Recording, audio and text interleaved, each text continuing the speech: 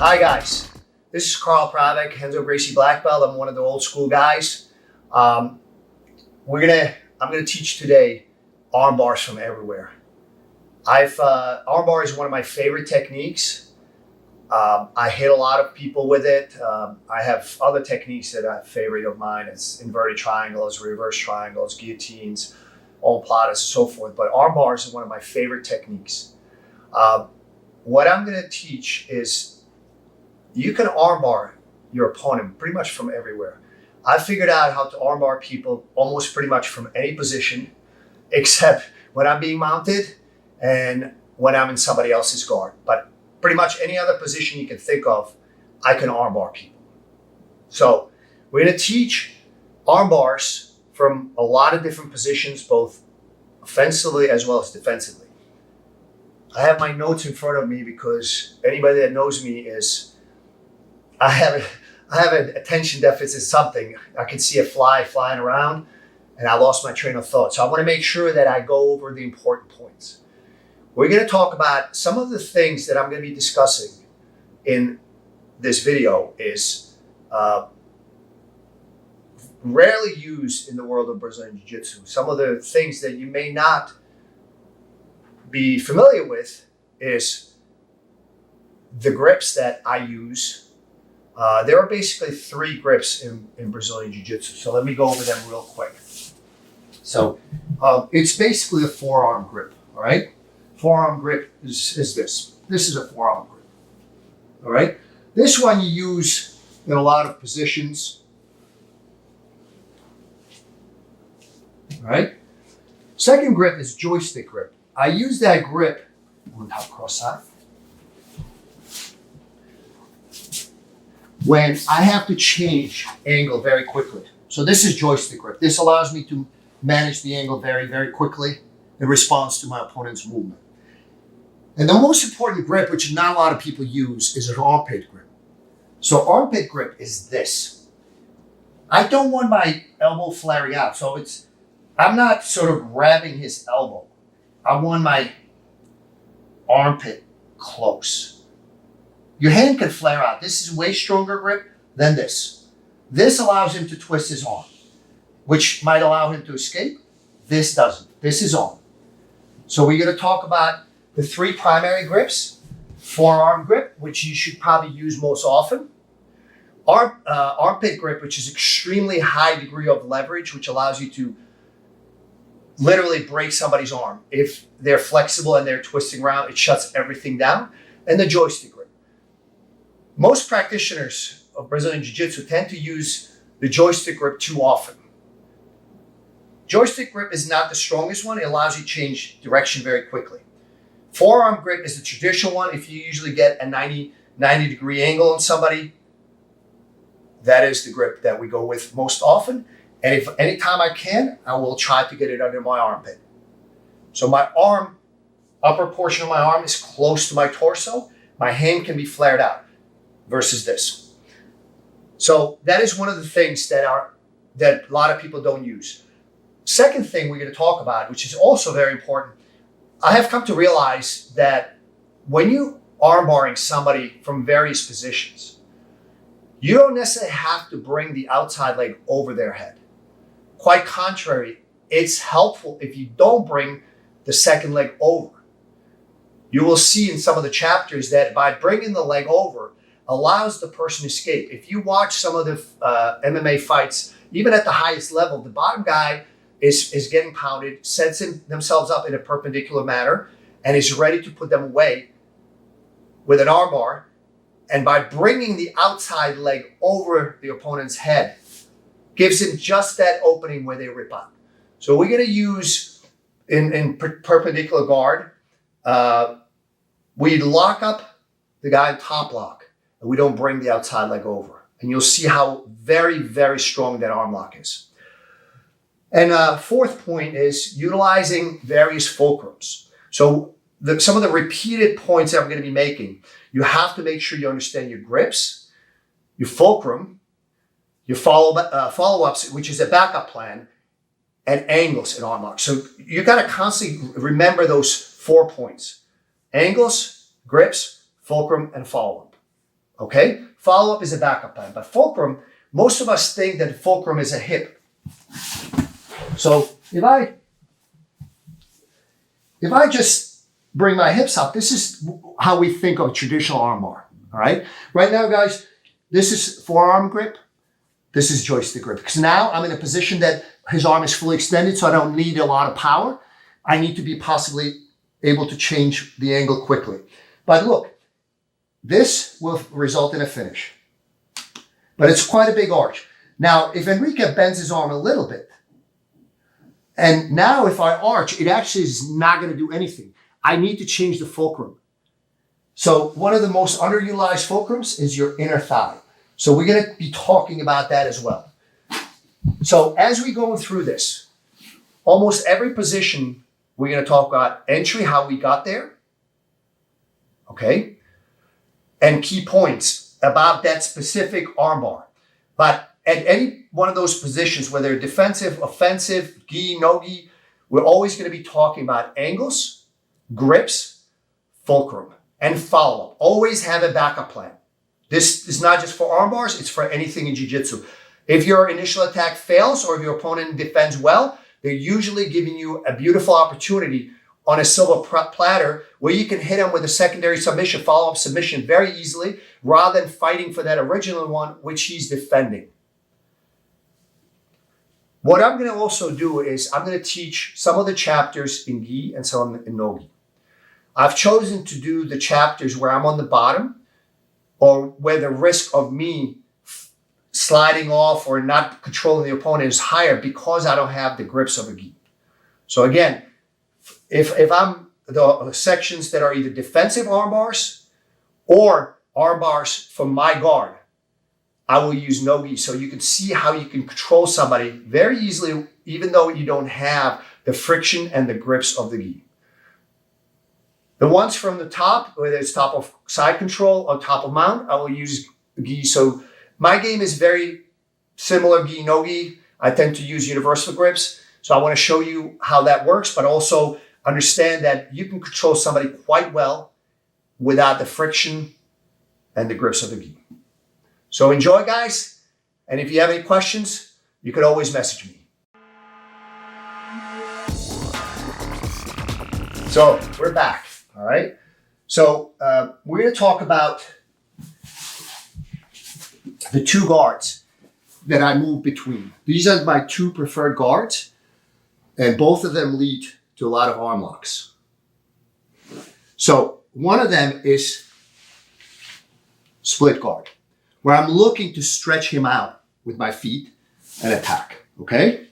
The other one is perpendicular guard, where I'm looking to bring his head down. All right. So those are two guards. If I'm on the bottom, those are two guards that I'm playing between. All right. It depends what he gives me, but I will always try to get one or the other. If he takes one guard away from me, I go to the other guard. So this is how we're going to focus on the bottom. All right. Now, let's look at, we start out from close guard. So we're going to start with a perpendicular guard. All right. So one thing that people, when they try to arm lock their opponent, what they're looking to do is control the arm. It's either straight across grip or this grip. I'm not a fan of either, because I see anytime you start to isolate the arm, he's already defending. He's looking for a knee cut pass. So anytime you latch onto a limb, he's looking to strip. And look, so as we spoke about in the introduction, what I'm looking to do is, rather than control the arm, I'm looking to control his posture. That's more important. The arm will be there. I don't need his arm. I will take it when the time comes. So one of the biggest problems that is affecting me right now is his hands are on my torso. What I need to do, I need to get his hands off my torso. With no-gi, it's relatively easy. I just arch, and as I'm dropping, I slide his hands. But notice how I'm pulling him forward with my legs. Okay? So again, I need to get rid of his arms that are providing structural support for him. So I arch up a little bit, and as I'm dropping my torso and hips back down, his hands come off, and I'm bringing him forward. Now look at this. I'm not, rather than controlling one of the arms, I'm looking to control his head. Pay attention to this grip. This is very important. Enrique, posture up for me, please. He can posture up. Posture up for me. It's a lot harder. It's a lot harder. So most guys, when they control the head, they control it at the neck. Enrique's not a huge guy. But it's very easy for him to posture up when I grab by the neck versus forearm diagonally across. It almost aims to his opposite ear. This is much, much better for controlling posture. So I'm concerned about controlling his posture much more so than the arm. So raise up, strip his hands, use your legs to move him forward, and I'm already weaving under his head, under his leg. So strip, bring him forward, under his leg. So this is the starting position. Now I can start to move my legs to put him away. So I pivot out my hips, all right? So we're gonna do it from the other side as well so you can see it better, all right? So as I'm pivoting my hips. If I'm gonna sweep him, I would drop my leg and sweep. But if I'm looking for an arm lock, I'm gonna keep my leg tilted towards him and high. Make sure he cannot retract the arm. Now, I think this is gonna blow a few people's minds. Watch this. Instead of me now bringing the leg over, how many times have you seen this, especially in MMA fights where the opponent is slippery? He brings the leg over. This is a pretty good arm lock. I just lost him. Okay? So when I pivot out, I'm just going to cross my ankles and a top lock. Now, if his arm is on my torso, I'd like to swim it. I always, as we talk about in a lot of the other chapters, I like to get the armpit grip. All right? My hand is flared out. My armpit is tight. I'm going to back heel and arch into it. There is pretty much zero possibility of escape. This is one of the tightest arm locks I've ever seen, I've ever done. So I'm not a fan of bringing the leg over in all instances. A lot of instances, when you do arm locks, you want to bring the leg over the head. This is not one of them. We're going to look at it from the other side. This makes it almost impossible for him to pull out. And you'll see if you look at some of the MMA matches where the guys on the bottom start to set up a beautiful arm lock. And as he brings the leg over, his opponent yanks out. So this is very, very important, guys. This is one of the biggest things I've been working on over the last year or two, is trying to not throw the leg over, but rather keep the top lock. And this is misery. Almost any angle that he goes into, it's pure misery. So let's look at it again. So, if his hands are on your torso, I want his hands off my torso. Almost always. When somebody's in my guard, look at his posture, how strong it is when he's supporting himself on my torso versus when his hands are on the floor. So, with Nogi, it's easy. I lift my hips up. As I'm dropping them, I bring his hands down, and my legs bring him forward. I'm going to get my grip on his head, and now I start to pivot. Now, instead of bringing the leg over, I don't. I just lock up, right? I already have his arm where I want it to be. Most of the time when you do this sequence, his arm will be under your armpit. That's where I want that. Now, watch. I keep my ankles tight, and I'm using tension, bringing my knees together. This is pure misery. He can't tap fast enough. You notice how slight the movement is. That just goes to show you how much leverage and power there is in that break. When I put one of my guys into this, they almost always tap very, very quickly. There is, guys, when you do this, you have to do this really, really slow. There's tremendous breaking pressure. Let's look at it one more time. So first, strip the hands. As his hands are coming off onto the floor, I start to bring him forward with my legs and I get my grip. My left hand goes on his head. Okay, not the neck, guys. This is much easier to.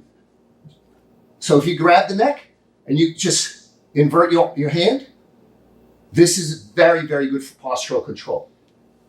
My right hand goes under his leg and I start to pivot. Notice where my leg is tight and then I just cross my ankles. I know sometimes they tell you don't cross your ankles. In this case, guys, it's advisable. If I start to bring my knees together, this is just pure misery. Doesn't even look like an arm lock. I guarantee this will change your game.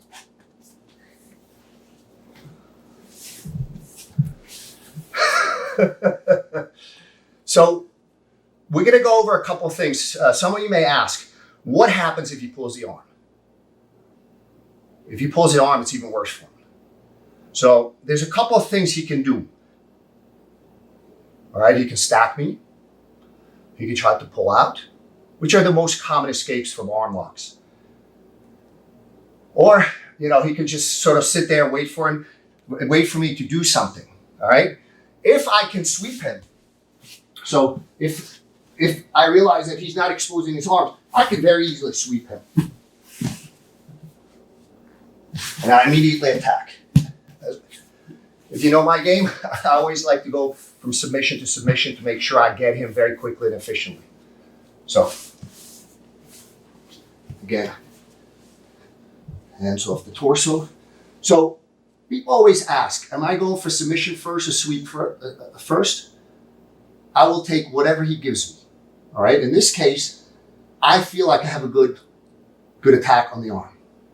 So as I'm pivoting, I'm going to cross my ankles. Now, it's almost impossible for Enrique to pull his arm out. All right. So when I do this, guys, it's a very slight arch. I'm trying to back heel and very slight arch. This is a very, very strong grip. We keep coming back to the armpit grip over and over again. Let's look at it from this angle. So, strip his postural control, bring him forward, get my grips, and pivot. Once I get here, if I brought my left leg over his head, a high-level guy will escape. All right? So I just cross my ankles. I just make sure I keep his head. I back heel and very slight arch. Enrique, can you try to pull out? Not going to happen. Can you stack me? Tap. Can you do anything? Tap. As you can tell from Enrique's face, it is very brutal. All right? Now, let's look at sort of some of the key points on this. Before we move on, we keep coming back to 4 things, okay? One of the things is angle. So in this case, the angle is perpendicular. We aim for 90-degree angle, roughly. Second, we look at fulcrum. Most often, your fulcrum, a lot of people always think, we talked about this before, is they think the hips are the fulcrum. The problem is, when you're dealing with an experienced opponent, they know that. So they just try to move their arm a little bit so the hips no longer. Let's look at an illustration. So if I were to do hips, I start to, go ahead. Yeah, if I start to do this, this is not gonna help me. However, if I go back to the arm lock, so my fulcrum is my left inner thigh. Can you turn it? Can you look? Even if it doesn't matter. can't tap fast enough. So again, I aim for a perpendicular angle. I look for my fulcrum to be my inner thigh. All right. Then the last thing is you always want to have a good grip. All right. We talked about it in the introduction. So there's 3 basic grips for arm locking. It's the forearm, which should be used most often. It's the joystick grip, which allows you to change this angle very quickly. It's not the strongest grip, but it allows you to change very, very quickly. And my favorite is the armpit grip. This is what we're using. We try to use the armpit grip. That is the strongest grip and provides for the best, quickest, very strong break, even if you have a very strong guy. So you got to be very careful with it. But we always, if I can, I'm aiming for the armpit grip, if I can. Sometimes it's not there and or it's time to use the joystick grip. In this case, when you do this sequence, you almost always get the armpit grip. Let's look at it one more time. So,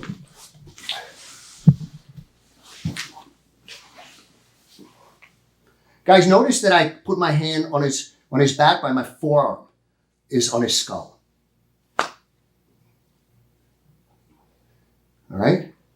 So now it's already here under my armpit where I want it to be. But even if you didn't have it, Enrique, what are you going to do now?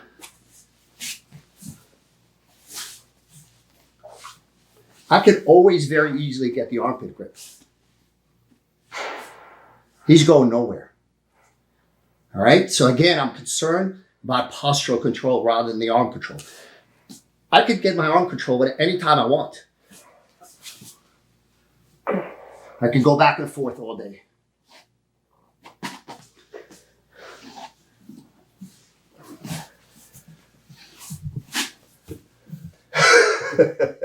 So guys, now we move to the 4th point. Again, we talked about angles, grips, fulcrum. And the 4th point is backup plan, follow-up. You always, this applies to everything you do in jiu-jitsu, you have to have a backup plan. If you go without a backup plan and something goes slightly off, maybe your opponent kind of timed you, maybe he's good at escaping that particular submission, and you don't have a follow-up backup plan, now you're probably going to be in an inferior position. He'll pass your guard, he may mount, whatever it is. So in this case, if you don't have a follow-up, you may not get to, plan B, plan C. Now, especially if you're attacking from the guard, if you don't have a follow-up, he's going to pass your guard. And now you're going to be in a bad situation. So I always aim to finish the first submission. If he takes the first submission away from me, I want to hit him with a second submission or a sweep. So I want to illustrate one of the things. This is a little bit more advanced where your opponent knows how to deal with this once he gets caught in this arm lock. So again, hips up, forward, and I go under his leg and I start. Guys, again, notice where my hand, it doesn't matter where my hand is. More important is where my forearm is. I can just basically doing this controls his posture tremendously. That's what I'm aiming for, postural control. Look, the arm is here. I didn't have to worry about it. Now, suppose you have somebody that starts to turn around. I just stay with this. tap, So if you got somebody that's highly advanced and manages to sort of turn you, I stay with that grip and I stay with my legs where they are.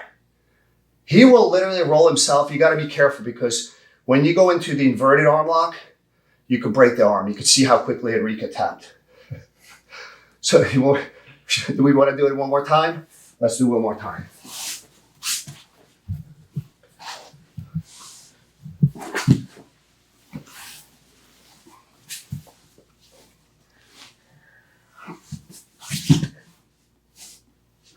This is done.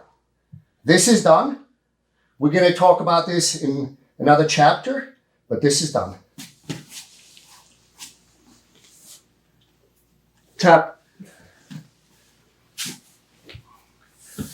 It's too bad Enrique's face was facing towards the wall. I had to slow things down to make sure I don't break his arm because we have a few more chapters to fill. All right, so that is one of his counters. I just stay with it. I just stay with the arm lock. Now, let's look at what happens if he pulls his arm out. That is a very common counter. It should not be easy for him to pull his left arm out.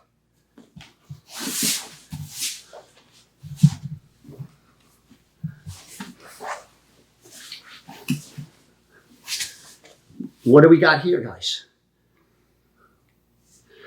So, this brings me to one of my favorite follow-ups, backup plans. All right? So, most people fight to get a triangle. And this is how it goes. And they've lost it. So, when I get caught here, again, we keep talking about it, postural control. This is a diamond. This is not a triangle. But my most important thing is to pull him forward with my knees and keep his head down. Keep his posture broken. What I'm going to do now, if I try to fight for a triangle, he knows he's controlling my head. And if he wants to, he can also control my hips. So one or the other. The reality is, unless you're way stronger, that battle is very difficult for me to turn to the correct angle.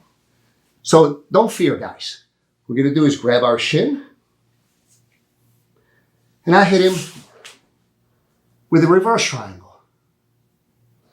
This is harder to finish the guy with as far as chokes go, but it's much more difficult to escape.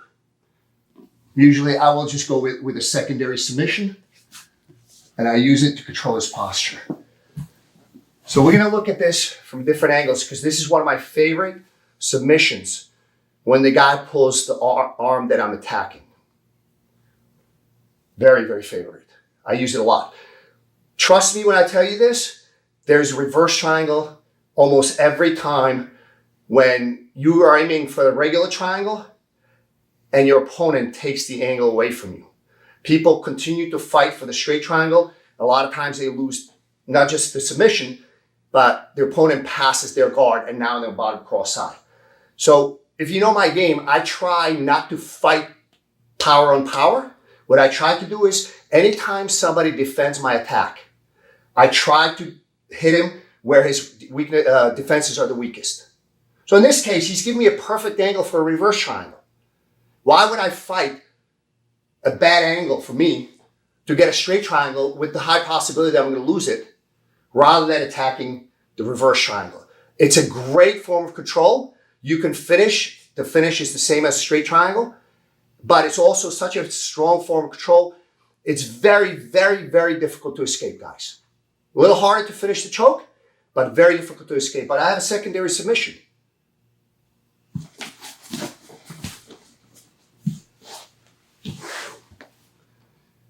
When I slide in, guys, also don't stay here. Okay? Look at the gap. So I slide in. Then sometimes you don't even have to push his hands off. Keep your elbows nice. Yes. Look, I'm just using my legs. And I'm starting to, yeah, he pulled it out. Look at this. This is beautiful. Usually when I get one of my guys in it, they know it's done. I can squeeze or attack his arm.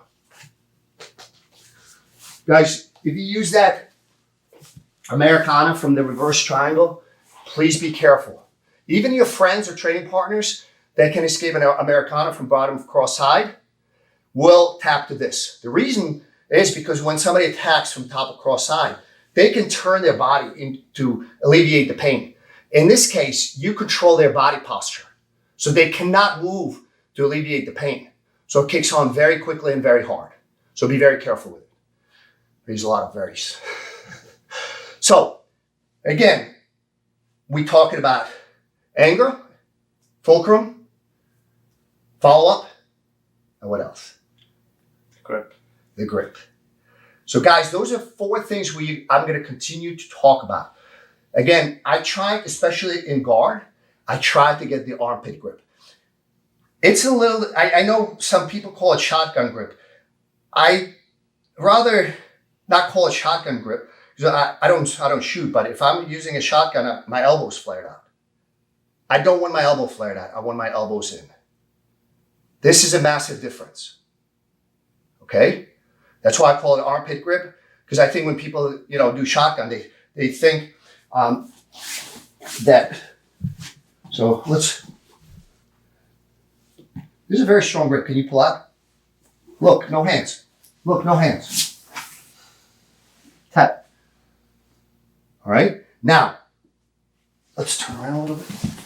So look what happens when you clamp down, when you bring, like you're holding his arm like a shotgun. What happens, this grip is a lot weaker. This is strong. This is very strong. This is weaker. He can turn. I want this. This. Very, very strong grip. So that's what I'm aiming for. So let's look at the reverse triangle from a different angle to make sure you guys can follow the sequence.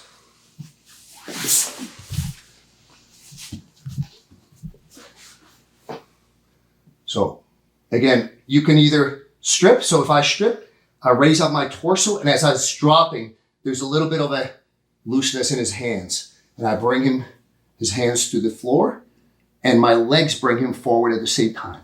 I'm gonna get my grip on his head, and the other one is under his leg. I will sometimes use the hand on his neck, but not elbow down, elbow flared out here. This is very strong postural control.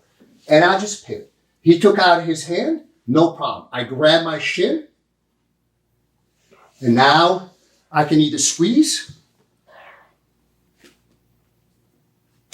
and if you don't think you have enough squeeze, I attack his left arm. This is very, very strong. Now, if you have shorter legs, it's okay. So I'm gonna assume I have shorter legs. You can lock up a diamond. Enrique, can you posture up? Well, it's easy. So how do I prevent that? Knees to the chest. Knees to the chest. Again, one of the key points in these sequences are postural control. Don't worry about the arm. It will be there. Second thing, I like the armpit grip. Very, very strong grip. I want to be perpendicular. And you have to have a backup plan. You have to have follow-ups. Your number one job is to keep his posture broken. That means either, just come into my guard. So in a split guard, this is broken posture. I'm stretching him out. In this particular case, I keep him bent. So he's not super stretched out, but he's bent. All right? This is very difficult. And even if I make a diamond, guys, this is very strong. Can you posture up? You cannot posture up. Enrique is a little bit stronger than I am, but it doesn't matter.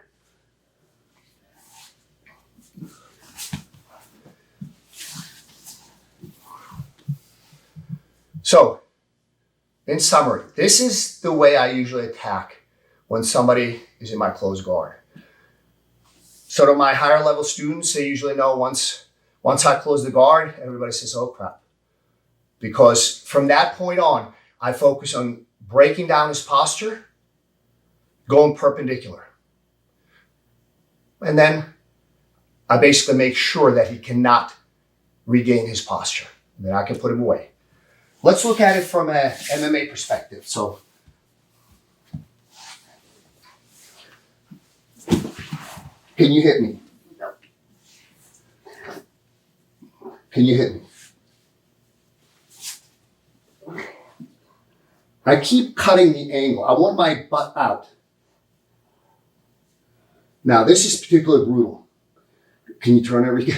I know you can't hit me, but can you turn?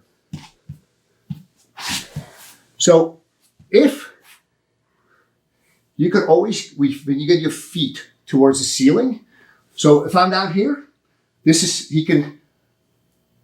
breaking my perpendicularity to him. So I just push my feet to the ceiling and I regain This is absolutely brutal. So again, he's trying to break my perpendicularity. So I just push my feet to the ceiling and my butt comes out and I can finish from there as well.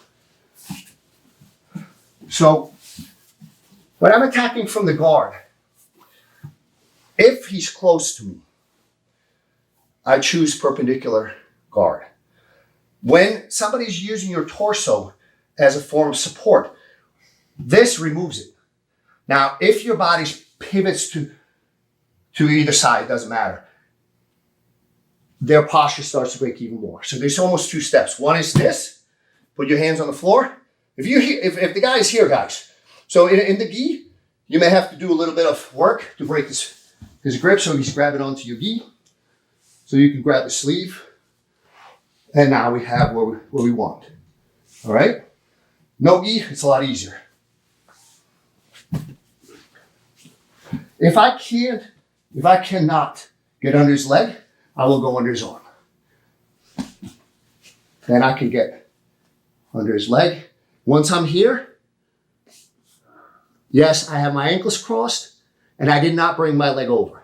And now, if I don't feel I have enough perpendicularity to him, okay, what I'll do is bring my feet to the ceiling and butt out. Now I can relock and you have a very, very strong finish.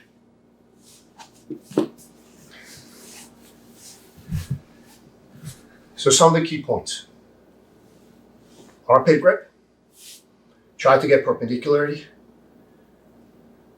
Most important, don't let him gain posture. If you have somebody in your guard that does not have posture, he cannot pass your guard.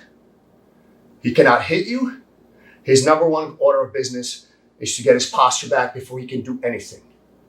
So anytime you disturb somebody's posture, that's your chance to attack. So again, in perpendicular guard, it's very important to keep his posture broken. Now, let's look at a scenario where your opponent is standing and driving forward. So his head is kind of close to yours. Sometimes your opponent will put his head on your chin. Sometimes they try to drive into your neck. What they're trying to do is kind of almost stall you where his knees are off the ground. And we're going to look how to apply the perpendicular guard and that arm bar without bringing the leg over. All right? So I'm sure if you've been training for a while, you've faced this. Enrique has it. No, it's okay. You're going to get two different looks. You're going to get a guy that drives heavy and his legs are wide open. And you're going to get a guy like Enrique, who's been training a long time, who's a good black belt, where he keeps his legs pinched. So he's trying to prevent, if I open my guard right now, he's passing. Okay? So let's look at how we open the guard in this scenario. It doesn't matter. Either scenario works. Yeah, give me a good look. Don't be afraid to drive. So again, I'm going to bring my hips up. So even if whether he's pinching his knees or not, it doesn't matter. Because if he's pinching his knees to limit my mobility, I just raise my hips up and now I'm no longer being pinched. Again, I'm going to go under his leg. This time what I'm doing is I want to make sure I bring my left hand all the way through to make sure that he cannot easily control my head. And I'm pivoting. But again, notice where my left hand is. It's going under his armpit, but my forearm is where I want it, diagonally across his head. Now I have what I want. I'm going to lock up. I think Enrique is going to sweep himself.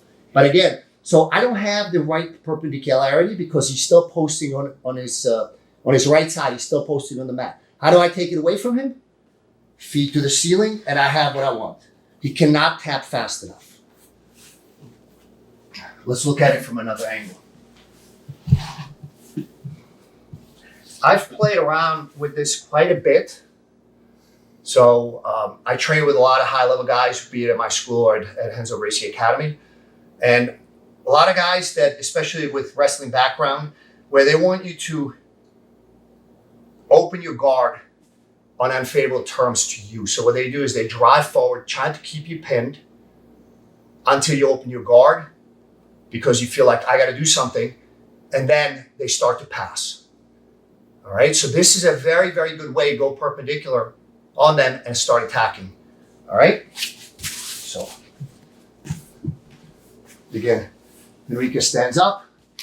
So if he's wide, I can move my hips, right?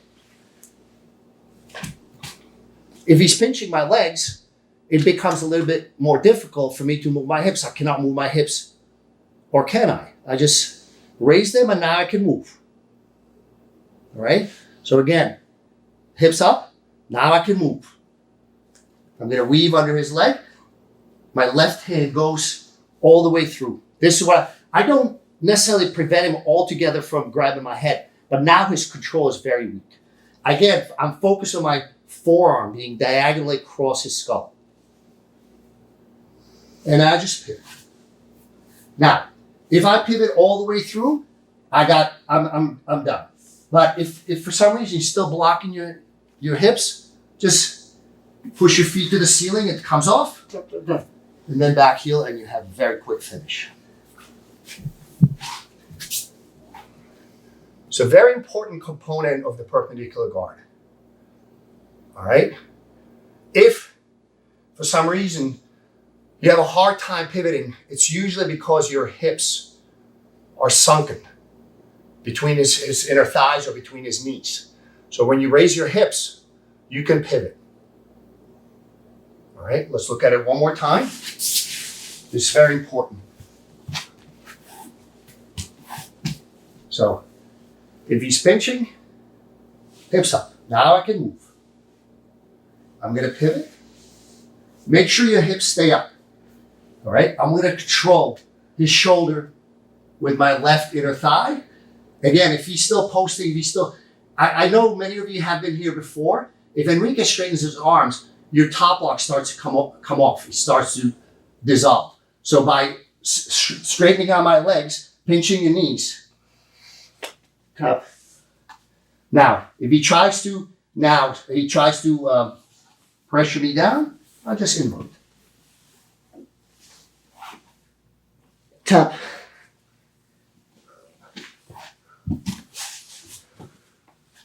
When you have the arm lock or arm bar this tight, anytime the guy actually tries to pull out, he's making it worse. All right? Another critical component is making sure that the leg under his armpit goes up as high as possible. So what we're trying to do is when we pivot our whole body. My right leg comes up under his left shoulder and continuously threatens to off balance him. So I want to constantly push. Now, this time I'm fine. This is actually way more brutal. If your hand gets caught, this is not a problem, right? Because we have the under armpit grip. I can always access it when I feel like. It doesn't matter where he goes. I can invert underneath. If he tries to move away from me, I just stay with the grip. Once you start playing with this grip and not bringing your leg over, you will realize how powerful it is. The most important thing is to stay perpendicular and keep swinging your butt out. I'm going to do it one more time so you can see my legs and my butt swinging out to make sure that I constantly keep threatening. It's almost like a ballast that keeps pulling him down. So he cannot, right now he's all defensive. He cannot pass your guard, he cannot hit you, and he certainly cannot escape. So one more time.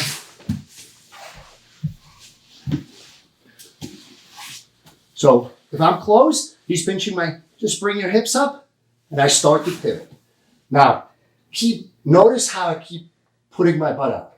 So I'm just bringing my knee close to his back, my hips are up. So if my hips are sort of directly underneath him, he can almost break it. So by doing this, sort of pushing my butt outside, it puts a lot of threat on him.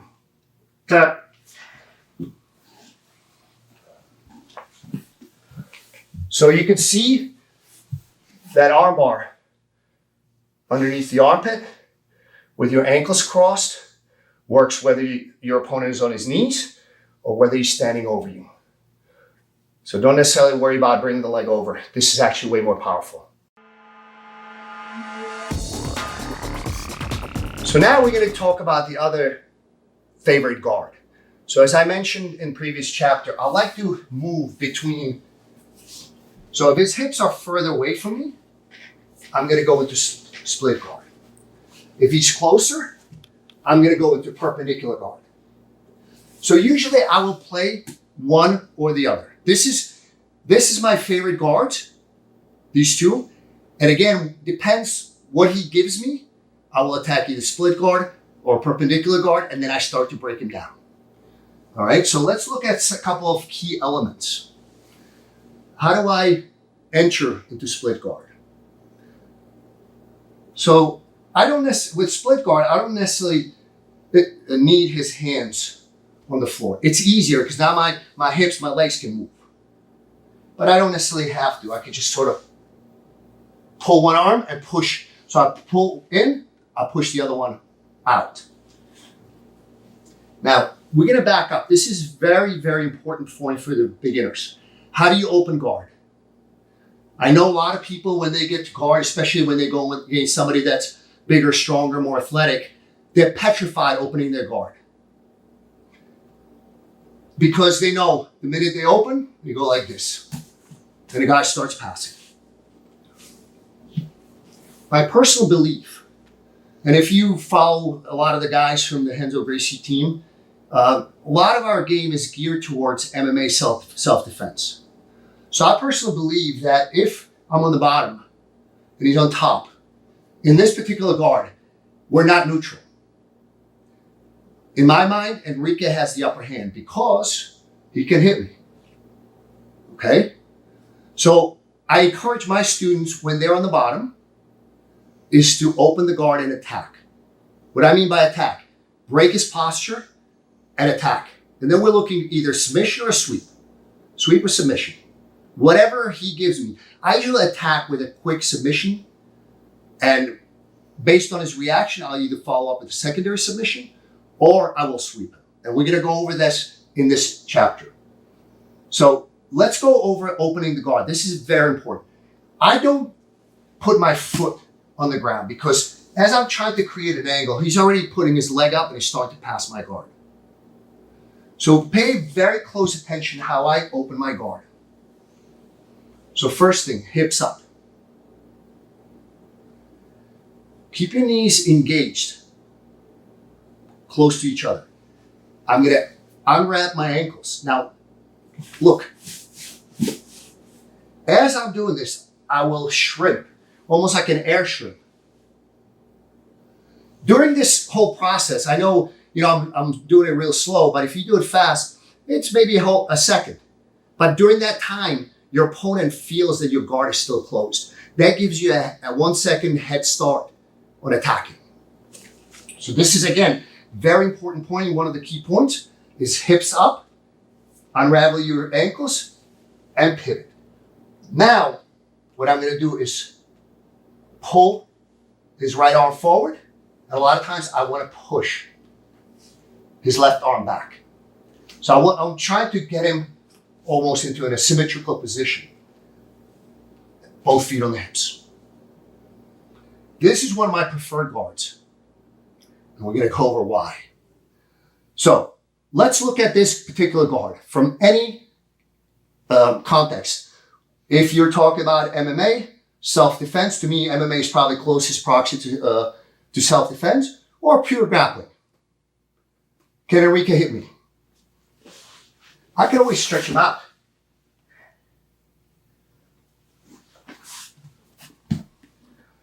Can you come forward? He cannot come forward. Now, if Enrique was 300 pounds, he would be able to come forward, but not any closer to me. He'd probably be pushing me along the mats.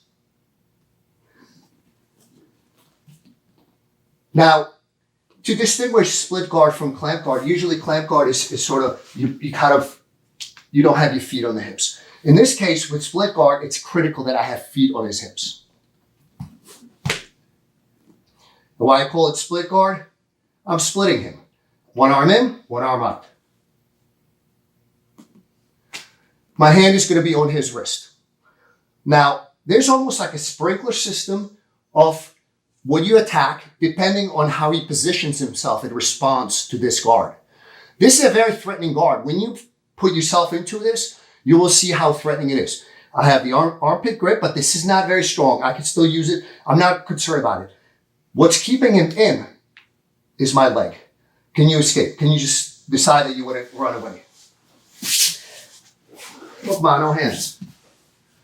It's very difficult to move forward or escape. So he's somewhat immobilized, and we're going to take advantage of that. Okay? Let's look at it from the other angle. Again, guys, pay attention to how I open the guard. This is very important. You don't want to put your foot on the ground, because any guy worth his salt, the knee goes up and now he's passing your guard. So hips off the ground, pivot, and I won one arm in and one arm out. Enrique right now, he actually made a mistake. He's keeping his elbow tight because he doesn't want to give me the split guard, which allows me quick triangle submission.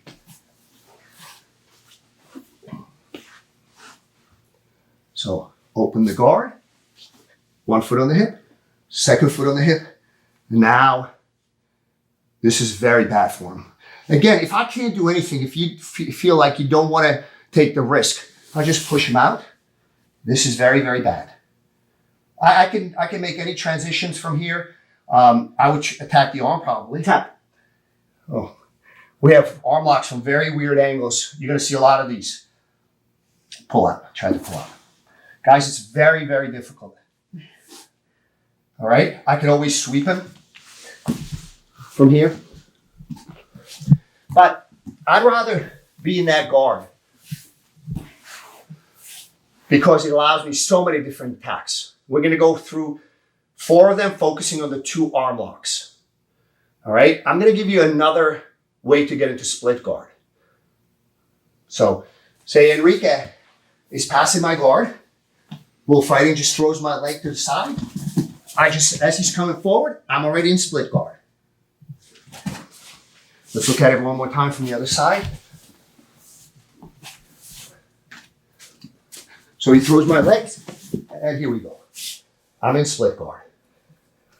All right? So there's a lot of different ways you can get there from close guard. You can get there from sort of bullfighter pass. Anytime you turtle, it's available to you. What I'm looking for is I want my feet on the hips, one arm in, one arm out.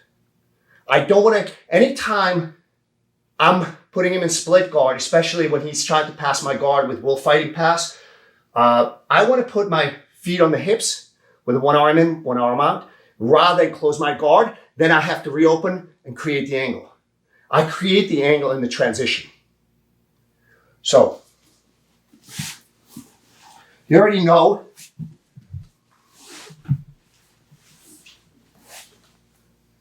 that if I get into split guard, by definition, one arm in, one arm out, what does that give me? It gives me a triangle. But we're going to focus on the sprinkler system with focus on the arms. So if your opponent stays square up, Tap. it's a very quick arm lock. Very, very quick. Tap. So he knows that if he stays square up to me, Tap. it's a very quick arm lock.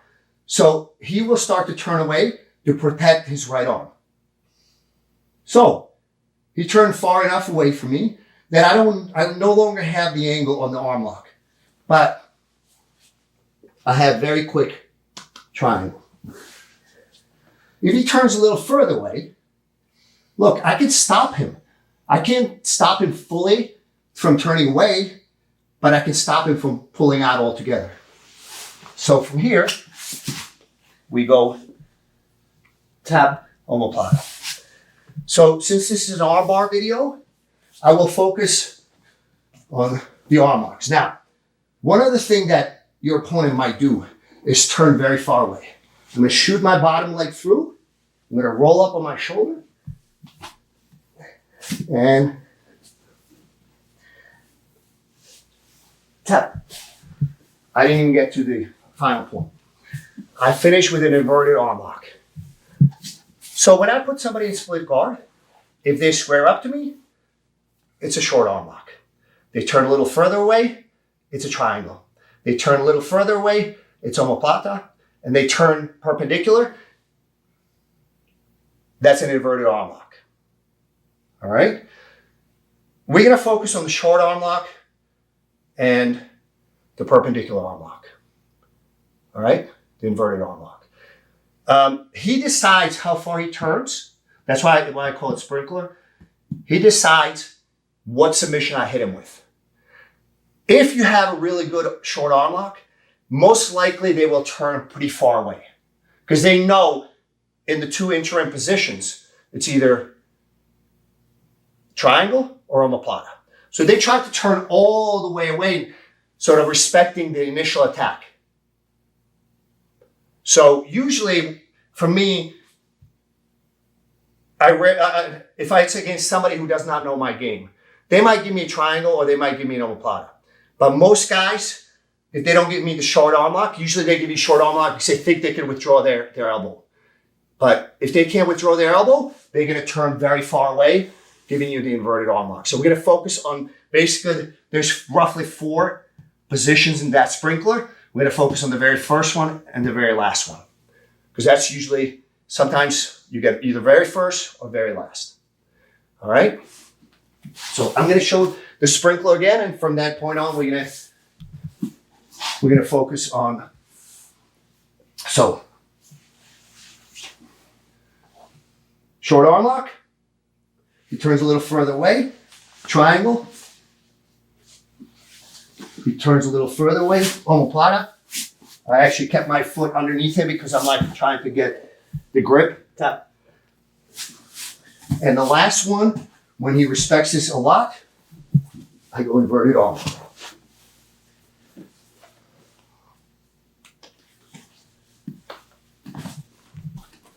So there you have the 4 submissions. Your opponent will decide which one you're going to hit him with. Again, depending, you stay square, little turn, further turn, and all the way. The further he turns, the more he respects that threat. But you should be prepared to hit him with any one of those depending on his response. Okay, so let's look at the short arm lock first.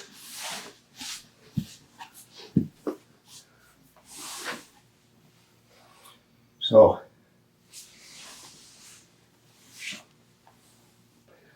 the short arm lock, again, I have my feet on the hips. Ideally, I want his head between my knees. If he starts to turn away, now it's the other options. So if his head stays between my knees, I have a short arm lock. I have the armpit grip, but that's not where the breaking power of the fulcrum is coming from. The fulcrum is my inner thigh, left inner thigh, and I'm reinforcing the fulcrum with my hand on his elbow. So I want to have his elbow face to the ceiling, and just lift your hips up. So again, another instance where you don't necessarily have to bring your leg over the guy's head to finish. Tap. All right? So the fulcrum on your inner thigh gets reinforced by your hand. Okay? So that's the short arm lock. We're going to look at it from the other side now.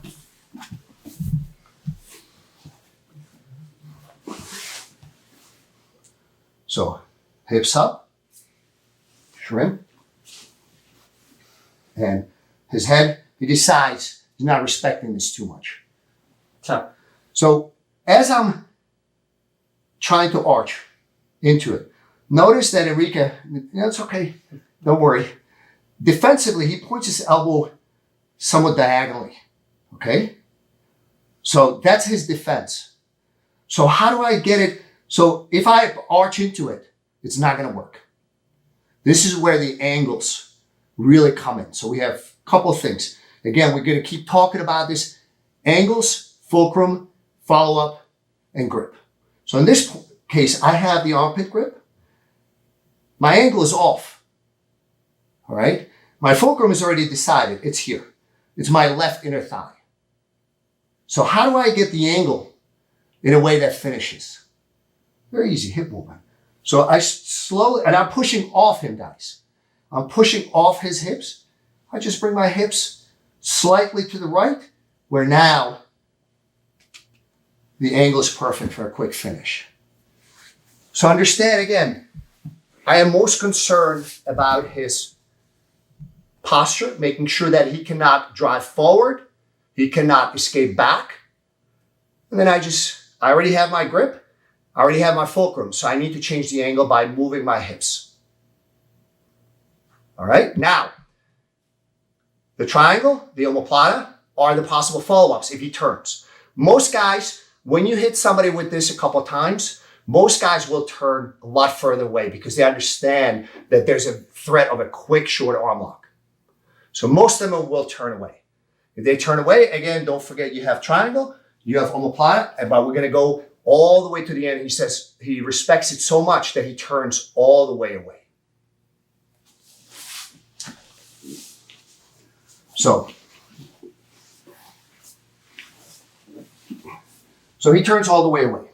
Can you face? So look, anytime when I have this, if I can reach his wrist, I will. Always good policy, whether you're training for Brazilian Jiu-Jitsu, submission grappling, or MMA, always good policy. All right?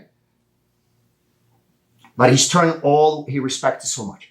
So I shoot my bottom foot through, and I try to flex my ankle so I prevent him from withdrawing that arm. And it also makes this roll and movement a little bit more complicated. All right? Now, here's a key point. This is very, very important. A lot of guys, when they do inverted arm lock, they prop themselves on the elbow. I don't. Slows down and makes your roll sort of more herky-jerky rather than smooth flow through, which now allows him to possibly yank his arm out if there's an opportunity. So I'm flexing my right ankle to prevent his left arm from escaping. And now I'm going to roll up on my shoulder. I'm using his body to help me do that. I don't plant on the floor. My leg is critical. It prevents him from his arm pulling out. So my inner thigh, basically it's on his tricep, prevents him from pulling out. So I roll up on my shoulder. And a lot of guys, be very careful because a lot of times it's finished right here. Tap. All right?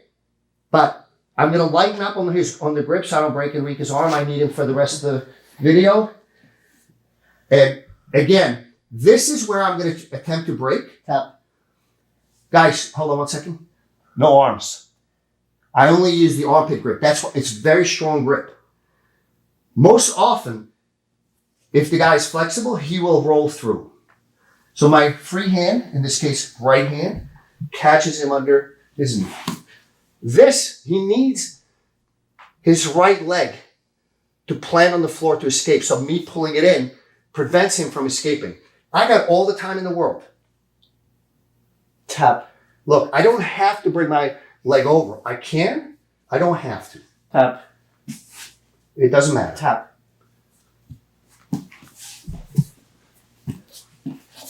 When you go through the inverted arm lock sequence, be very careful because as you're rotating, you'll feel the tension in his arm, especially if you have a good armpit grip.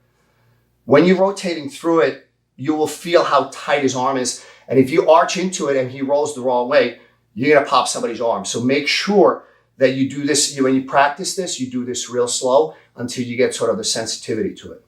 Let's look at it from another angle.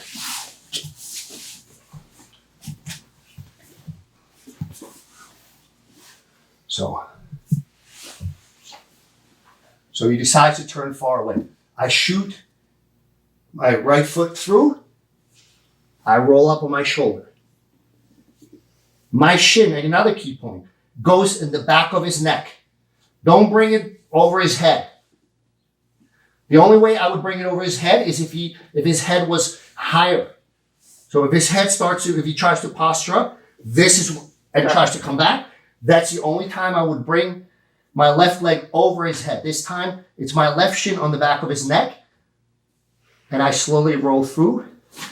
This is where I usually pause, tap, arch into it slightly. Most people will tap, but if the guy is real flexible, catch his knee, keep everything tight. If in the roll, my hips are not as where I want them to be, that's okay. Just plant and make slight adjustments in your hips. That's okay, he's going nowhere. This is extremely painful. tap, You can bring your leg over if it makes you feel better. You don't have to. Usually this is done.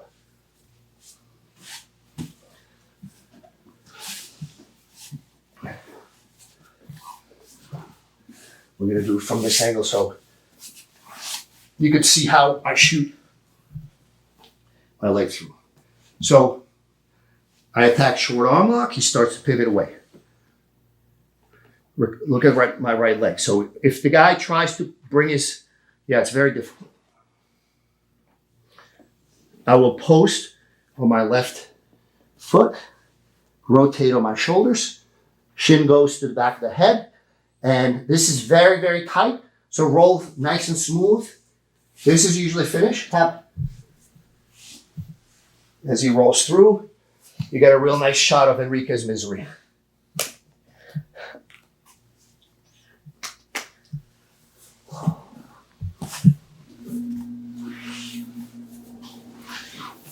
So when we talk about split guard, you have two arm bars there, short and inverted. And in between, you have two natural follow-ups between them. So you got first short arm bar, triangle, omoplata, and fourth one is inverted arm bar. Again, we tried to play around with the angles. On this particular case, if he's lined up to me, it's a short arm bar. If he goes perpendicular, it's inverted arm bar. Omoplata and triangle in between. The fulcrum in this case, again, I can't emphasize enough how important the inner thigh is as a fulcrum. In many arm locks, arm bars, you will have fulcrum can be your hips, inner thigh, which probably I use most often, as well.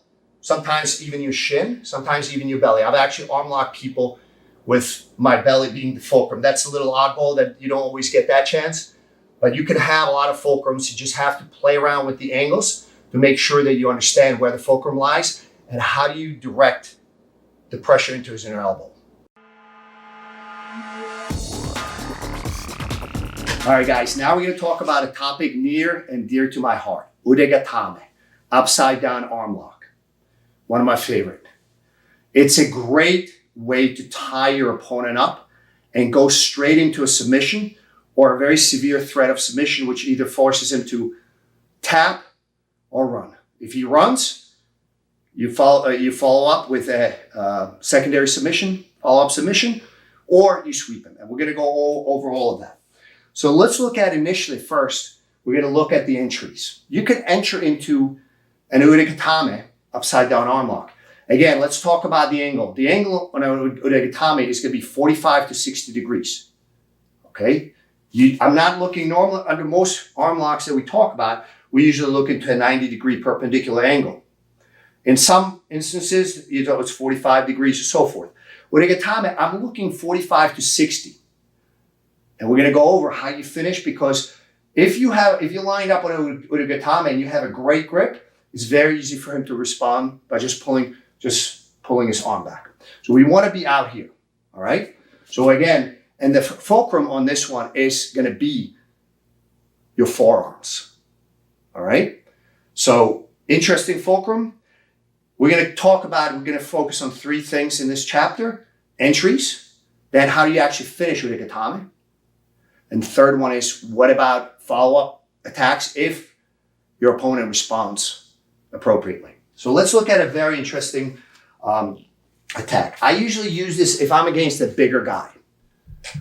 If I'm going against a bigger guy, I don't just pull guard. I usually try to, threaten them or push them into a wall, but sometimes it surprises them and they push back. So I'm looking for an underhook, usually on my left side. So right now, Enrique is not that threatened. If Enrique was another 70 pounds heavier, I would try to drive him in the wall. When I feel that push back, what I'm gonna do is I already have Urugatami grip. I don't have the initial grip, but I have my head in place to prevent him from retracting his arm. Yeah, it's not gonna happen anymore. I hope you guys can see the grip. So it's very good. So I don't use it. I only flare out my hand if I feel like he's trying to pull back. So my hand flares out. All right? Now, as he's pushing back, I'm gonna start to sit and I'm putting my right foot on his hip. As I keep him away, his arm comes out.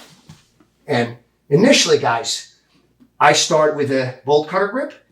I will transition to either butterfly or modified genie. All right?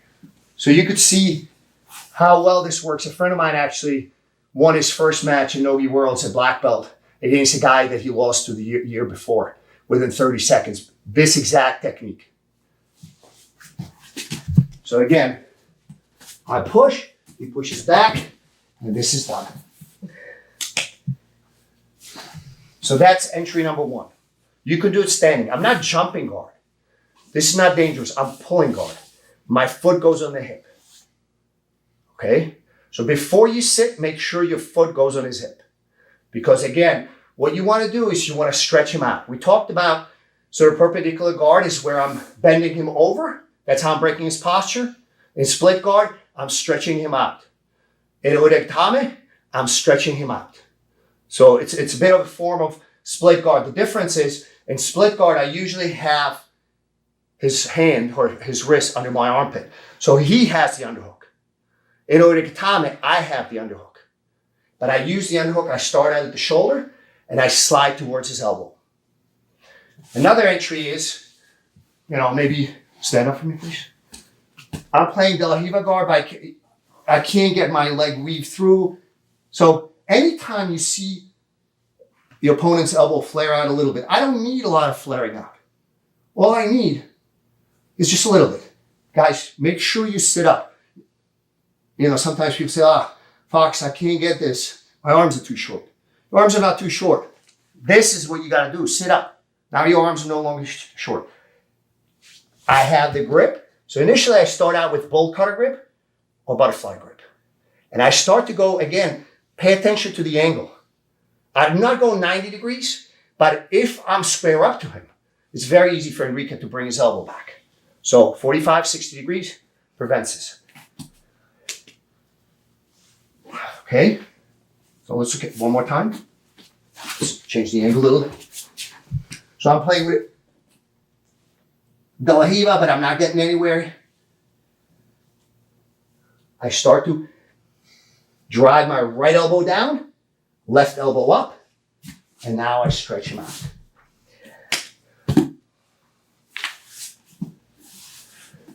Another entry is from butterfly guard.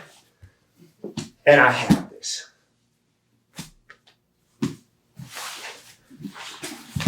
So butterfly guard, I sit up, get the bolt cutter grip, and I start to go to that 45, 60 degree angle. All right, one more. And again, we have that same guard open. So he's in my closed guard. I got under his armpits. I have the grip that I want. But right now, I can't do anything with it because, guys, one of the key points of urugatame finish, we're going to go over that, is feet on the hips. Right now, Enrique can drive forward, take the pain away. Okay? So I want my feet on the hips. So again, I'm going to raise my own hips, turn, right foot on the hip, left foot on the hip, stretch him out, and we're done. So you can enter urugatame from standing. When he's standing up over you, maybe you follow, you can't get your De La Riva going on his knees or in your closed guard. It doesn't matter. All you need is just a little bit of flaring out. So if I have an opponent that's his hands are on my torso, very tight in, all right? All I need is just a little bit, and I'm going for it. We're going to talk about that. How do you do the mechanics of actually breaking and finishing this? But again, all I need is just a little bit of flare out of the elbow. So we have 4 entries. You can use your imagination with the entries, but those are 4 basic entries. Standing, when he's standing over you, so it's an open guard, he's standing over you. You play butterfly guard, both on your knees, or from your closed guard. It's always there. You have to pay attention, it's always there. Anytime his elbow flares out a little bit, it's a good time to go. So let's go into the finishes. So we're going to start how to finish Uregatame from him standing in your guard. This is probably the most difficult way because there's so much room between me and his arm that I want to attack. So this is probably the hardest one. Notice that even if Enrique keeps his elbow in, all I need to do is just pull out my leg a little bit. So right now he's keeping his elbows very disciplined, elbow in, and I just move my leg a little bit, and now I can attack. Again, make sure you're not lazy. You have to sit up. Because if I'm here, it's easy for him to withdraw. But if I bring my head to his shoulder, it's very difficult. I start out with a bolt cutter grip. And then as I'm laying down, I start to move towards 60-degree angle. I need to have at least 1 foot on the hip. All right? Because if I don't, he can come forward and take it away from me. All right? Now, if you screw up and you're a little too lined up and he starts to square up to you, what I do is attack a triangle. But that means you screwed up. Let's look at it again. It means you screwed up your grip. So you don't, on an Uregatame, you don't want to be lined up. So anytime I attack, I want him squared away from me.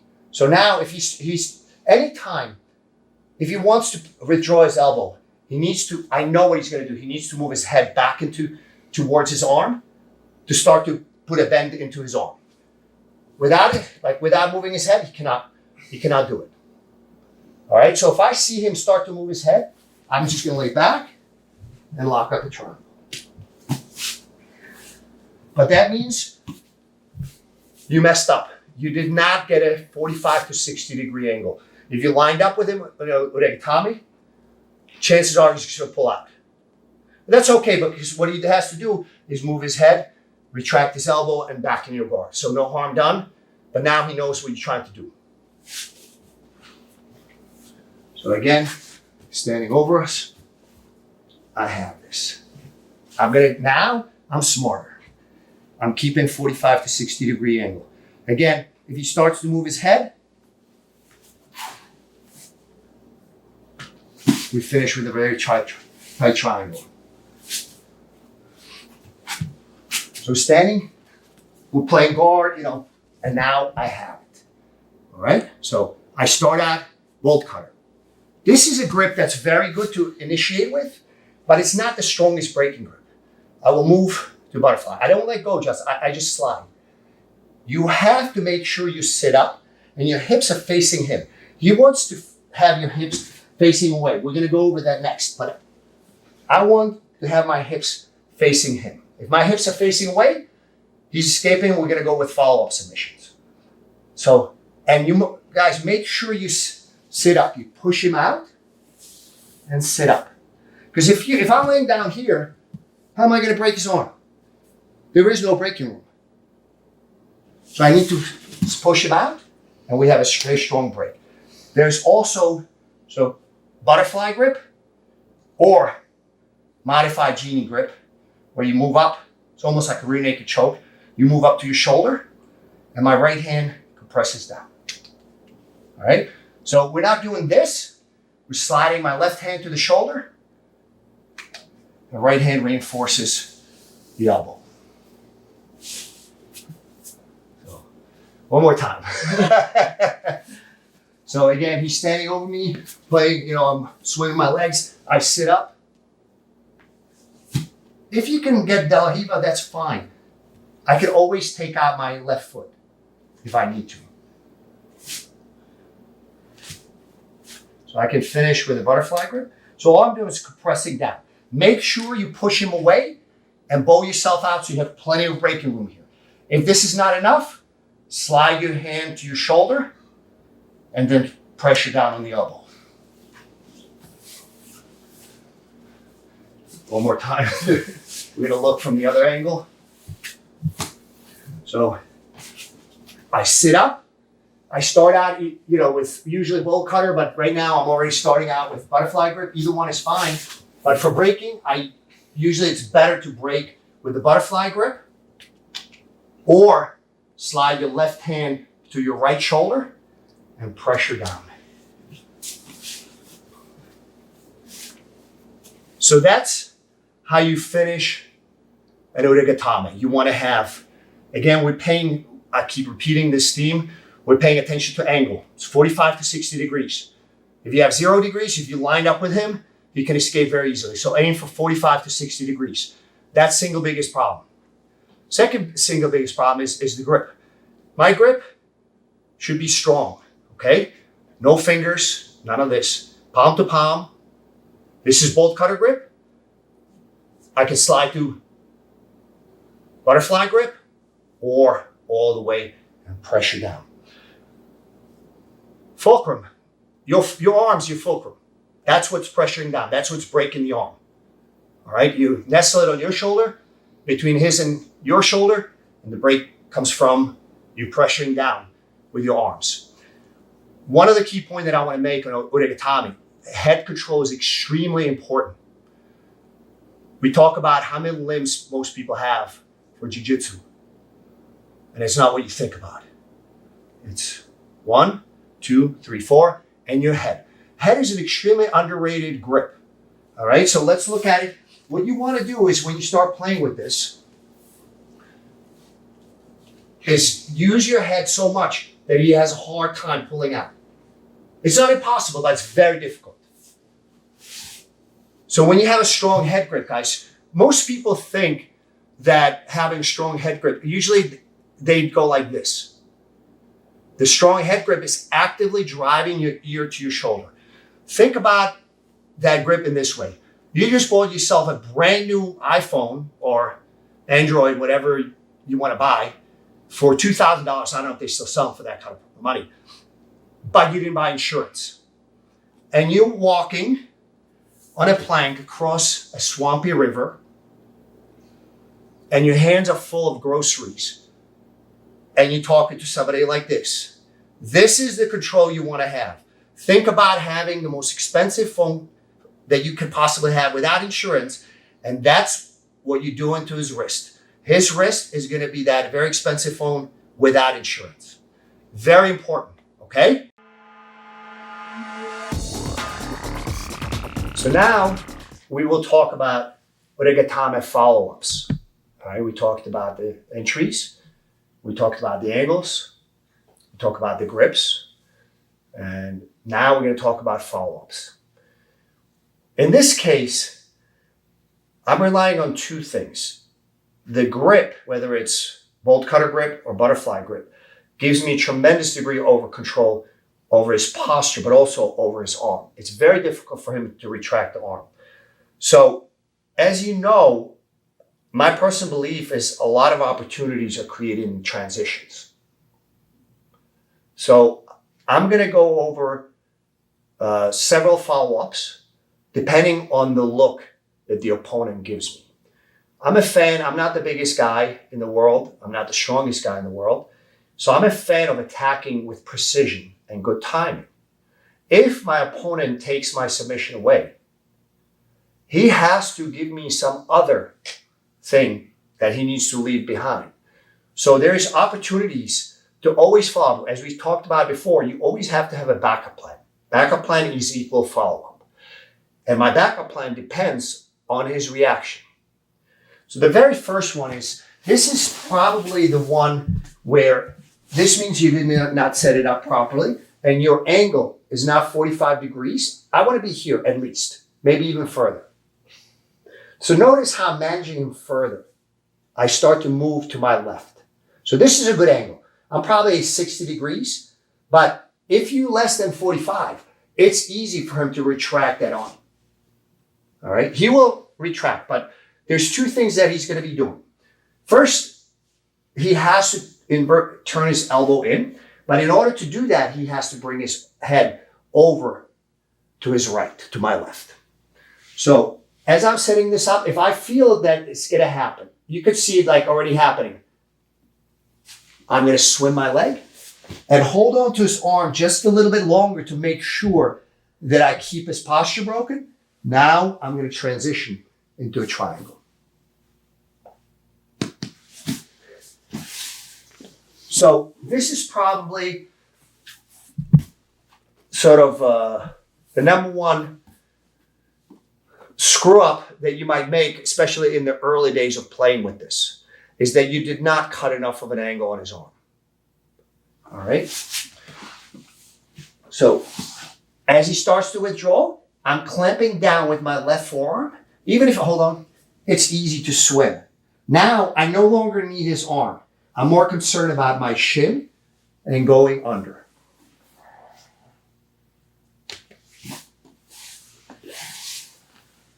So do a little bit different angle.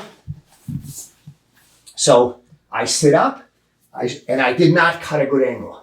So as he's withdrawing his arm, I'm going to swim my right leg, pull him forward, stretch him out, and now I switch to my shin, and my right hand goes under his left armpit. It's a very strong finishing triangle, guys. I don't care about his arm. I don't care whether he buries it. I don't care what he does with it. So that's the number one. Sort of, that means you screwed up kind of early on. Now let's look at another. So this time you cut a better angle, but he feels the pressure. And a lot of times what people do in response to this is they sweep themselves. Believe it or not, this is actually a good response on Enrique's part, because otherwise he risks being submitted right off the bat. So as he's sweeping, I'm going to help him with my left foot drop. Now, I'm going to move my hips to make sure I finish mounting.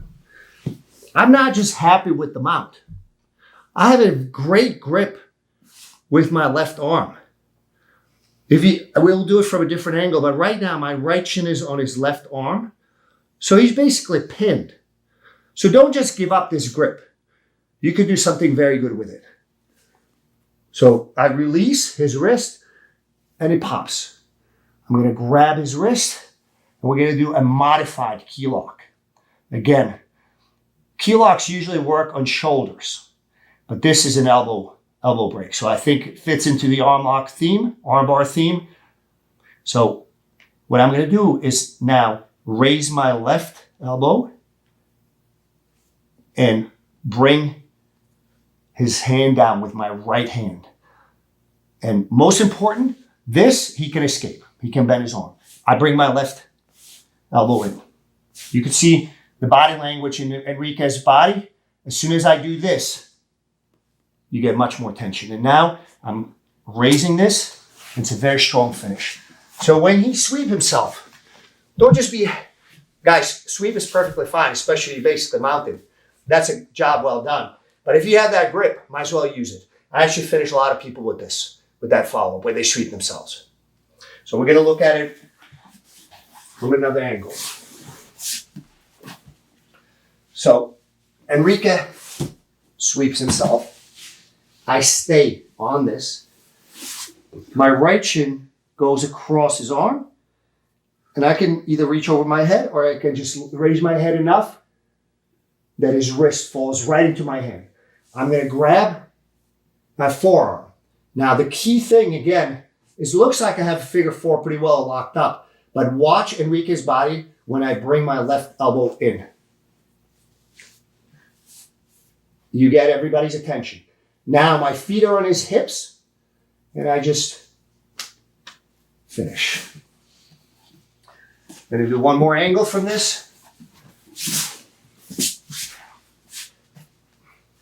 So I'm threatening Enrique. He sweeps himself.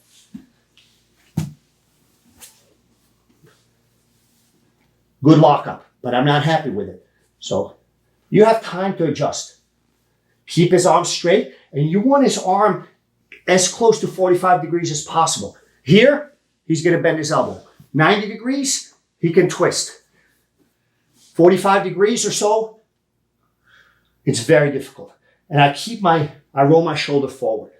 So bring the elbows in, shoulder forward. You got a very strong finish. Again, don't beat yourself up if all you do is sweep him.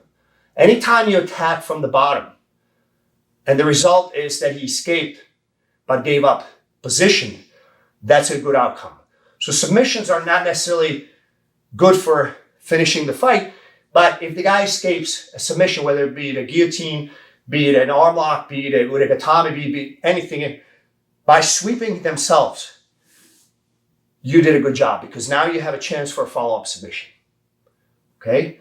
So that is a very common possibility where you threaten the guy severely and he sees that the best outcome is to sweep himself. All right, let's look at another scenario. This is also very common against guys that know how dangerous this attack is. So what they do is they lean to their right, to my left, basically to take the angle away. If you remember, I want to make my hips from the finish chapter, I want to have my hips facing him. So he makes my hips face away. In this case, I could swim in for a triangle, but I not only just bring my leg over, but my hips are also low. I'm on my back. It's easy for him to defend. So if I get to this position, what I'm going to do is I'm going to kick and bring my leg over. Now, the fulcrum in this case is going to be my right inner thigh.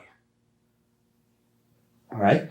So I'm going to change the grip now from the udagatame grip, be it butterfly grip, be it bolt cutter grip, it doesn't matter that much. So I want to bring my thigh down and I'm going to grab his wrist. And now what I'm going to do is continue to push my thigh down and I'm going to tap. Now, if you can actually put this under your armpit, this is extremely brutal. Tap. So you can use a joystick grip, or joystick grip is 2-on-1. I can move in any direction. Or you can use the under armpit grip. So we switch from udagatame grip to either joystick grip or armpit grip. If you can switch to the armpit grip, very, very strong. You'll notice he will tap in a split second. So this time, Enrique knows my game. He turned me on my left hip. I could just kick this away. It's very easy. His grip is not that strong. And now I bring my leg over. So I'm switching from udagatame to joystick grip. So I can pressure, tap, I can finish here. But the real finish is if I can swim for an armpit grip. Tap. If I put any pepper into that, you break his arm. It's a very, very strong grip. Usually it's sufficient. What you're trying to do is make sure you push the hand up so his elbow is breaking over your right inner thigh in this case. One more time.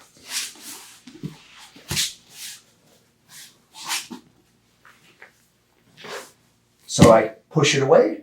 I bring the leg over. I don't usually try to swim under because now my leg got trapped. If I can't, I just bring it next to his body. Sometimes you can actually hook his leg.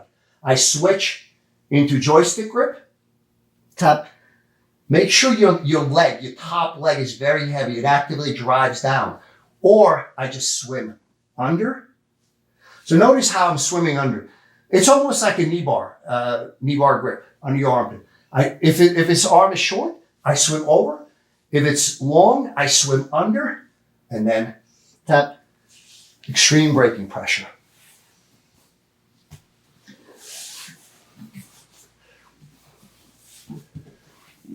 Sometimes what happens is, as I'm doing this, he pushes my legs. So it looks like almost a guard pass. Or is it? I take his support away. So he will try to control my right ankle. I pull so he loses that base. I bring his head down with my top leg. And now I lock up an inverted triangle.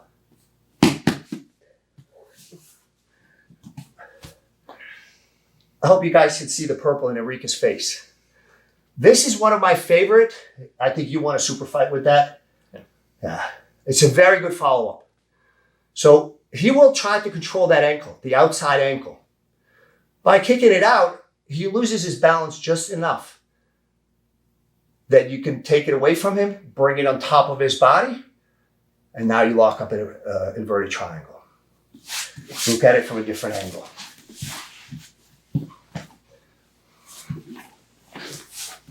So he's trying to pass my guard. All right? So I keep the grip strong.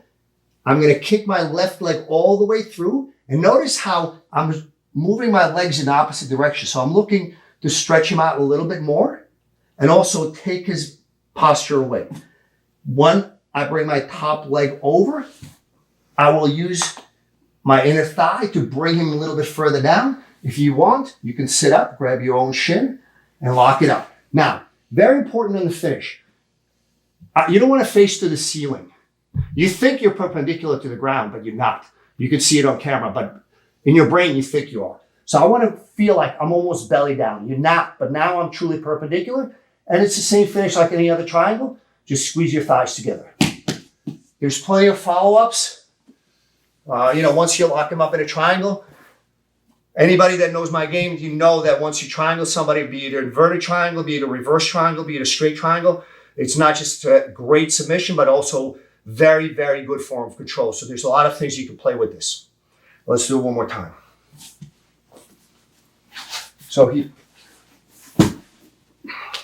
And we're done.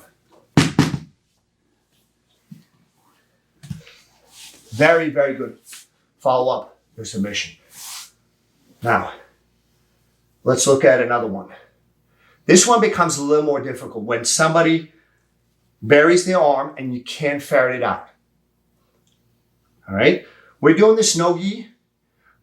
You see the gi versions of a lot of arm locks. The reason I'm doing the arm bars with no gi from the bottom is it's much harder to control because you have to gravity is against you on the bottom. So I want to illustrate how strong these grips are, even in no gi. All right? But with the gi, if he buries it, it becomes even more. So if he switches over, if he drops I could always lock up the inverted triangle. I can still do it here. I'm gonna have to make some adjustments, but I can still do it. But sometimes I can't get my foot through. And he buried his arm. So what we're gonna do is I will try to attack. Now he has to start to posture up to try to escape. So I will put my head on the ground. I will roll through and I finish with an armbar. You can go both directions. Doesn't matter.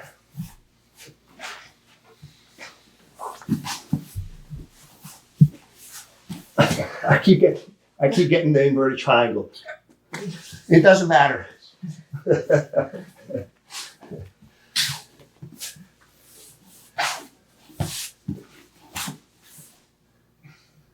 All right. So this time, I managed to get my foot off his hip underneath his head. My right foot came over, and I'm just going to invert underneath and finish. Now, when I land here, I'm controlling his arm so he cannot retract the arm. All right? High probability he's going to try to come up. It's very difficult for him.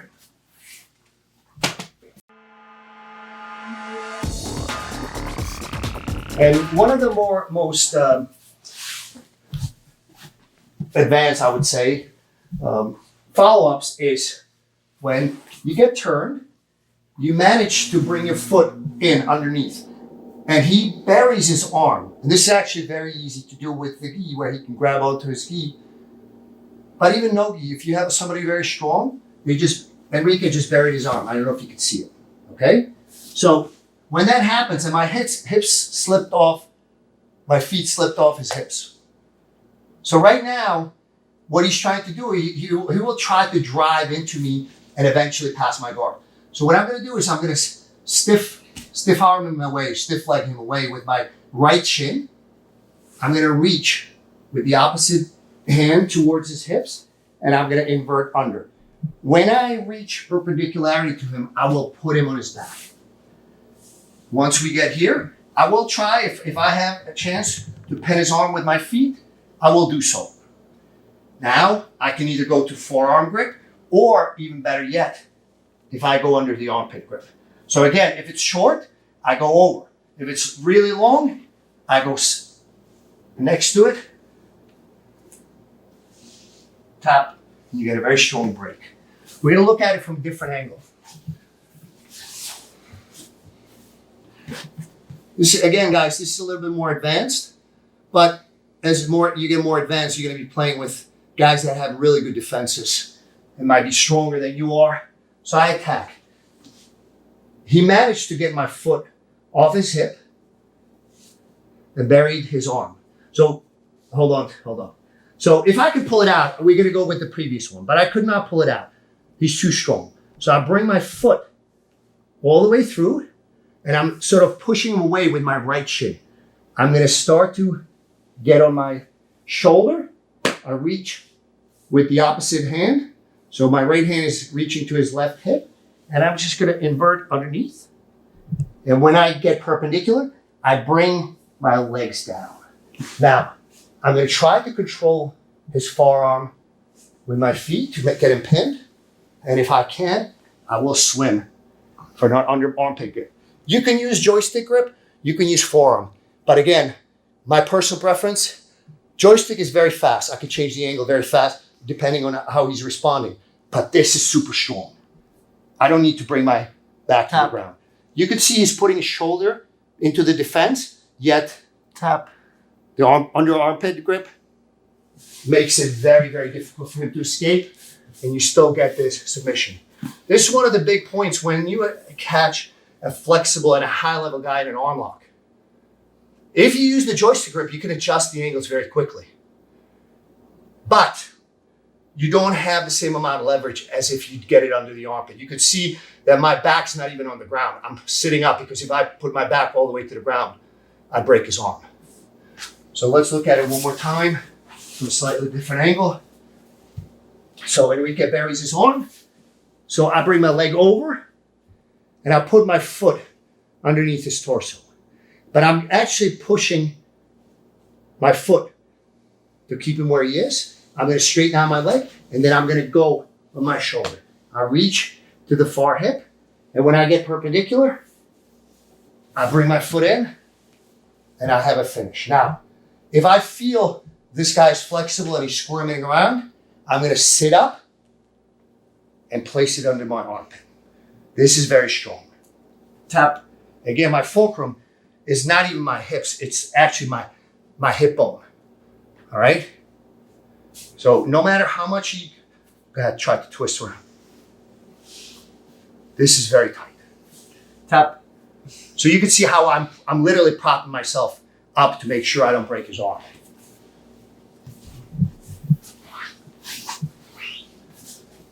Let's do it one more time, one more angle. So he buried, and I brought my foot over. Now I'm pushing him away. All right? I'm going to remove my left leg, post. I'm going to grab his hip. I'm going to invert underneath. Guys, again, on inversions, I'm leading with my head. When I get perpendicular, I start to place him down. I start to work on extending his arm, but in order for me to go, if I can, always, I can finish here. Tap. But this is better.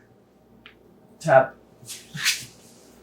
So anytime I have the time to put his wrist under my armpit, sometimes you don't have the time. Or sometimes the angle is such that you don't have the opportunity to do it. But if I have the angle and the time, I will always try to put it under my armpit. It literally turbocharges your arm bars.